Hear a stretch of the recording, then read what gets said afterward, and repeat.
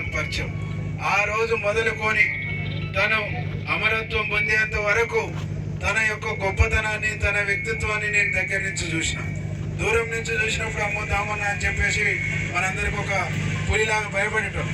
దగ్గర పోతే ఆయన ప్రేమ, ఆయన అభిమానం, ఆయనకు ప్రజల పట్ల ఉన్న అంకిత భావం, కోట్లాది రూపాయల వందలాది ఎకరాల భూముల్ని రాజకీయాల కోసం, ప్రజల కోసం దారదత్తం చేసిన ఏకైక నాయకుడు ఈ జిల్లాలో కాంగ్రెస్ పార్టీలో రామరెడ్డి దామోదర్ రెడ్డి అని చెప్పేసి మనం సగర్వంగా చెప్పుకోవాలి.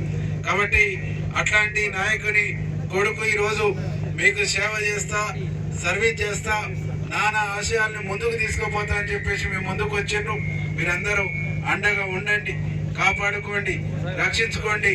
విజ్ఞానవంతుడు, చదువుకున్నవాడు, తెలియగలవాడు, మీకోసం నిలబడేటువంటి వాడు, కమిట్మెంట్ ఉన్నటువంటి వాడు, అవినీతి రహితంగా పరిపాలన అందించాలని కోరుకునేటువంటి వ్యక్తి. ఇట్లాంటి వ్యక్తులు మనకు కావాలని చెప్పేసి మీ అందరూ కూడా విజ్ఞప్తి చేస్తూ, ఉడతా భక్తిగా నా వంతు సహాయ సహకారం ఎప్పుడున్నా తప్పకుండా సర్వోత్తమ్ రెడ్డి గారి పక్షాన నా వంతు సహాయ సహకారం ఉంటుంది. ఆల్రెడీ ఉత్తమన్న అండదండ ఉంది. ఉత్తమన్న ముందు నడుపుతా ఉండు, ఉత్తమన్న నాయకత్వంలో ముందుకు సాగుతూ ఉండు.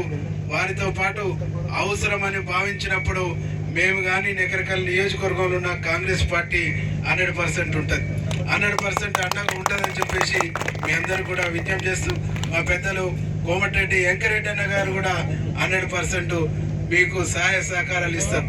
సర్వోత్తం బాగా పనిచేసుకుంటుండు, మంచిగా పనిచేసుకుంటుండు, చాలా మంచి అబ్బాయి అనేటువంటి ఒక అభిప్రాయం పెద్దలు వెంకరెడ్డి అన్నకు, అట్లాగే రాజగోపాల్ అన్నకు కూడా ఒక మంచి అభిప్రాయం సర్వోత్వం మీద ఉన్నది. కాబట్టి సర్వోత్వం గారిని మీరు ముందుకు తీసుకుపోండి.